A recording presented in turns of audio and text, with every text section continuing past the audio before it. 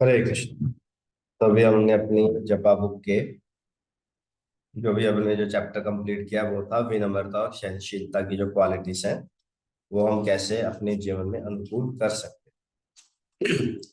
अब है अध्याय 12। कृष्ण हमारी रक्षा करने में समर्थ है।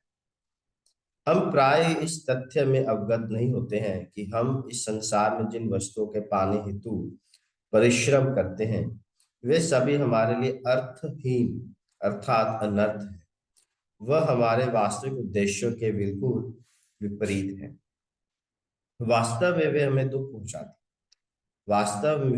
वास्तव में हमें मात्र हमारी असली संपत्ति की अभिलाषा रखनी चाहिए और वह है कृष्ण के प्रति प्रेम।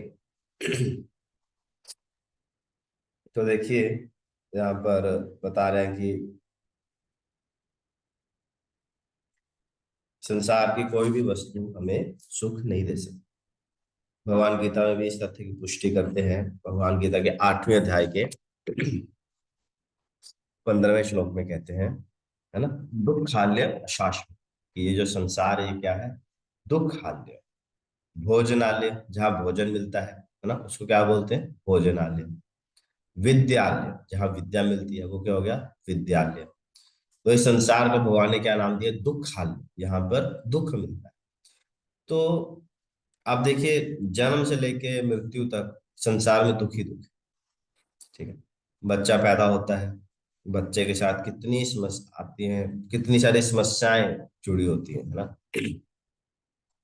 उसको घंटों घंटों बड़ा बड़ा भोजा लेके बस्ता लेके स्कूल जाना पड़ता है ना। भगवान की तरह कहते हैं, जन्म मृत्यु जरा व्याधि, है ना? बुढ़ापा, बीमारियां, मृत्यु, और उसके बाद भी 3 प्रकार के क्लेश। आध्यात्मिक क्लेश, यानी हमारे मन और शरीर के द्वारा मिलने वाले हमें दुख।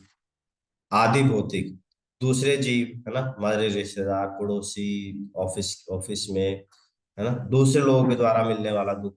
चोर, डाकू, है ना। और आदि भूत, आदि दैविक, यानी भूकंप, प्राकृतिक आपदाएं। तो ये 7 प्रकार के दुख है। तो हम संसार में बहुत परिश्रम करते हैं। व्यक्ति सुबह 9 बजे जाता है, रात के 10 या 11 बजे आता है धन कमाने के लिए। हम चाहते हैं ताकि हम परिवार का भरण पोषण करें, है ना।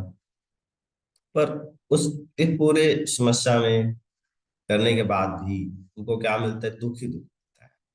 इस शरीर को सजावट करने के लिए हम कितना मेहनत करते हैं, है ना।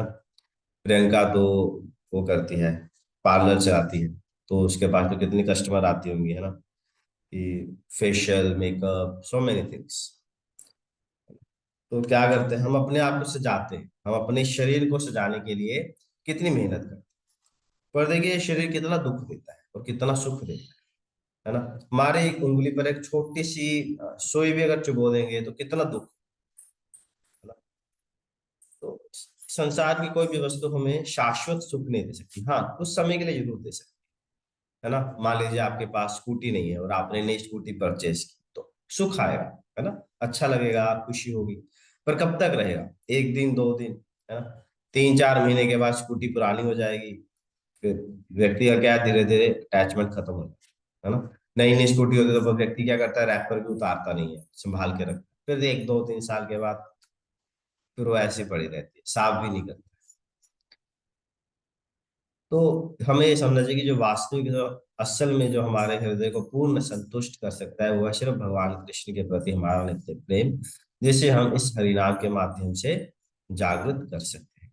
तो इसे बहुत से नियम पूर्वक नियमित रूप से प्रतिदिन सुबह उठकर हमें इसका जाप करना चाहिए। भले ही इसमें कुछ नियम नहीं है, भगवान ने पूर्ण शक्ति दी है, बट हमारा प्रयास होना चाहिए कि हम सुबह उठकर, प्रातःकालीन उठकर, कम से कम हम सभी को 5 बजे उठकर 5 से 7 2 घंटा बैठकर इसको जप करना चाहिए। ठीक है।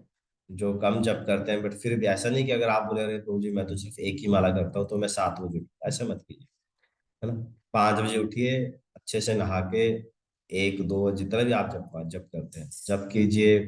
थोड़ा व्यायाम, थोड़ी एक्सरसाइज कीजिए, योगा कीजिए, मेडिटेशन कीजिए, वॉक पे जाइए। तो इससे क्या है, हमारा जो शरीर और हमारी आत्मा दोनों तंदुरुस्त रहे। ठीक है। आज के लिए इतना ही। श्री हरिनाम प्रभु की जय। आज है 7 अक्टूबर, सैटरडे, और आज श्रील प्रभुपाद जी का कोट हम पढ़ते हैं। रूपाजाई लिख रहे हैं, यदि भूचाल अथवा अन्य कोई खतरा आ जाए तो स्वाभाविक रूप से हम तुरंत प्रार्थना करने लगेंगे, किंतु हम इसे भूल जाते हैं। कठिनाई के समय भगवान से प्रार्थना करना स्वाभाविक है, इसलिए हमें समझना चाहिए कि हम सदैव खतरे में हैं। भौतिक जीवन का अर्थ ही खतरा है, इसलिए हमें प्रार्थना करनी चाहिए। डरबन 7 अक्टूबर 1975। हरे कृष्ण। कोई प्रश्न, किसी को कुछ कहना?